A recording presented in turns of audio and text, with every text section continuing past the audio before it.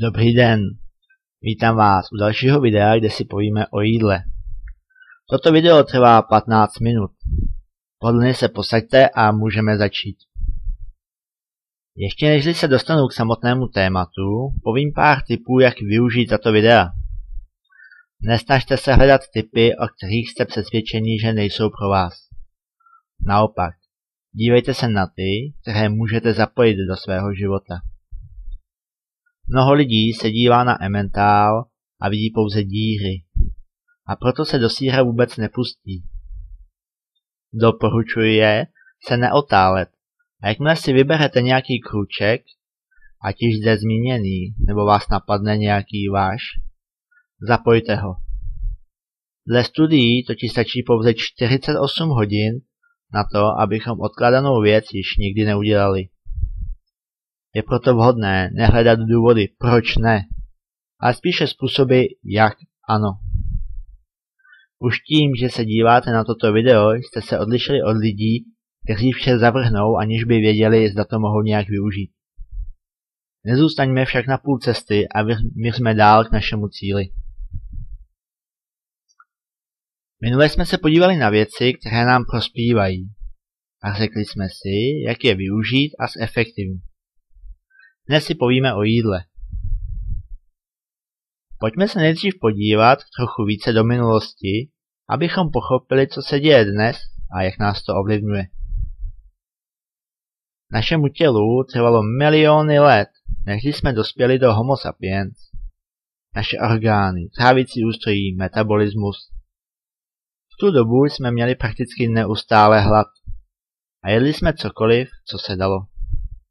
Tím byla zaručena pestrost naší potravy a naše tělo s tím počítalo. Počítalo i s tím, že v zimě bude dostávat jiné potraviny než v létě. Energie bylo málo, a tak našim chuťovým pohárkům více chutnalo jídlo bohaté na energii, na kalorie, sladké a tučné. Tělo bylo uspůsobeno, aby dokázalo vyžít s minimem energie. Miliony let trvalo, než se naše tělo přizpůsobilo zmíněným podmínkám. Ale za pár tisíc let se vše změnilo.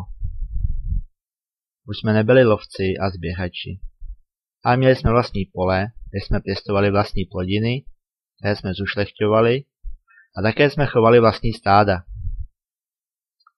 Rapidně se tím snížila pestrost naší stravy. Přesto byly stále dodržovány některé zásady, co se týče dostupnosti potravin v jednotlivých ročních období. A posledních 100 let? Civilizace udělala revoluci v potravinářském průmyslu.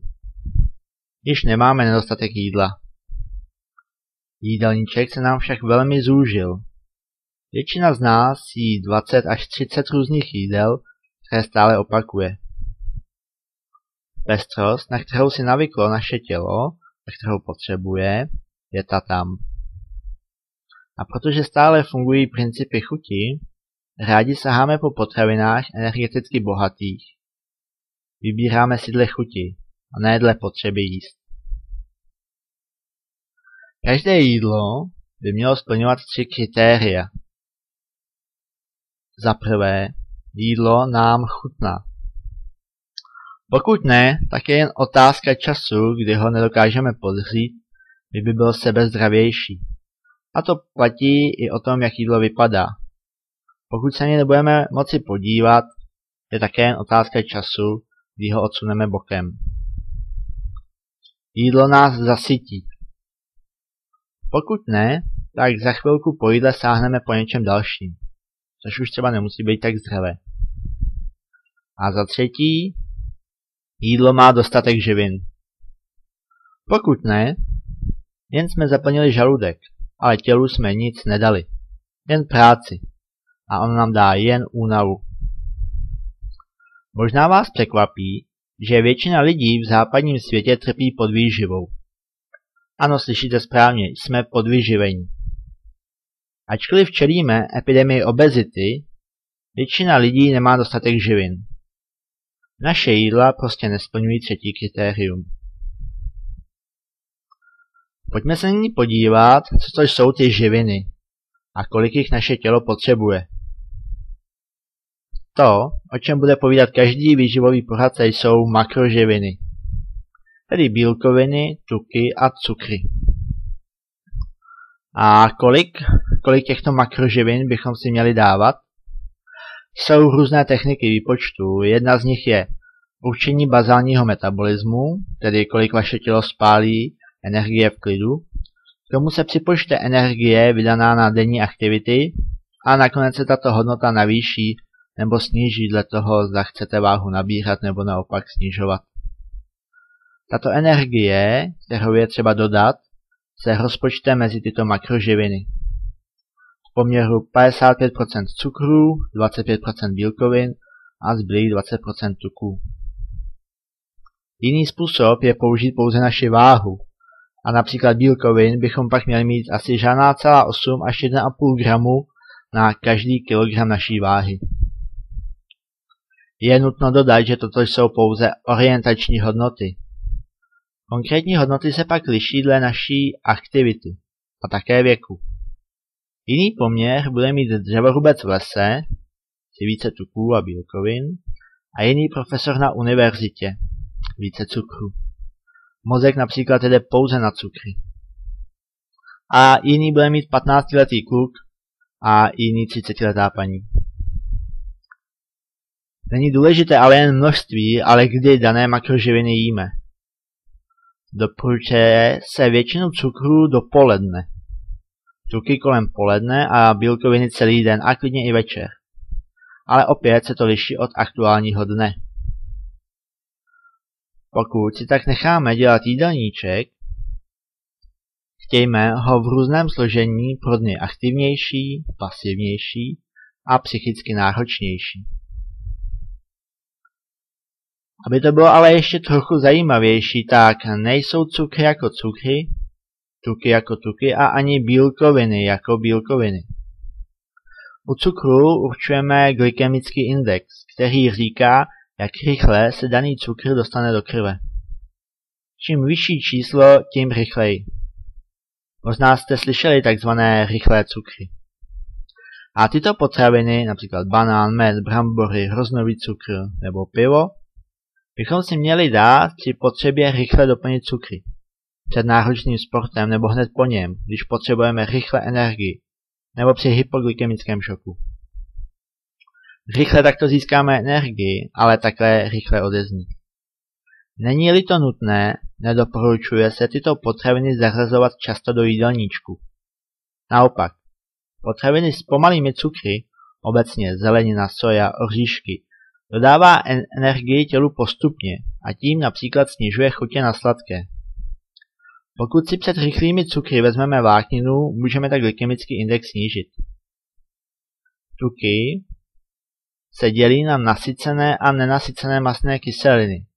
Ty nasycené a transmastné nám spíše škodí. Jde převážně o živočišné tuky a dělají nám problémy převážně s váhou a srdečně cévních onemocnění. Nenasycené mastné kyseliny jsou nám více ku prospěchu. Jde o tuk v oříškách, hlubokomorských rybách, v rostlinných olejích a pomáhají snižovat hladinu cholesterolu a podporují správný růst a vývoj nejen dětí.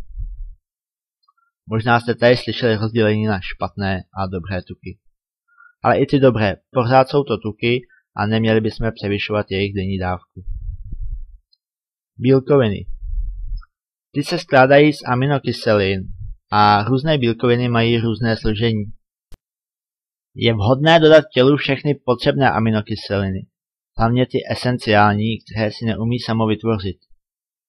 V tomto ohledu je nejlepší bílek, který obsahuje všechny potřebné. Dále pak syrovátkový protein, mléko, luštěniny, soja. Ovšem, podobně jako u cukru, i u bílkovin se liší rychlost vstřebávání. A tak syrovátkový protein je vhodný převážně pro rychlejší doplnění bílkovin a sojový pro pomalejší, ale dlouhotrvající. Díky němu třeba delší dobu nemusíme mít hlad.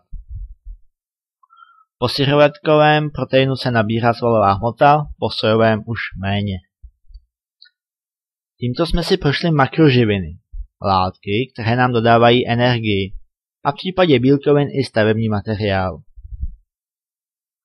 Co dál potřebuje naše tělo? Když existují makro, jistě budou existovat i mikro. Mikroživiny jsou vitamíny, minerály, stopové prvky a enzymy. Jsou to látky, které jsou potřeba pro spoustu procesů. A bez nich bychom nebyli schopni zpracovat ani ty makroživiny. Ačkoliv jsou pro nás velmi důležité, tělo jich potřebuje jen málo v porovnání s makroživinami. Ale o to jich je více. Není prostor pro popisování, který je k čemu důležitý, kdy a kolik by ho mělo být.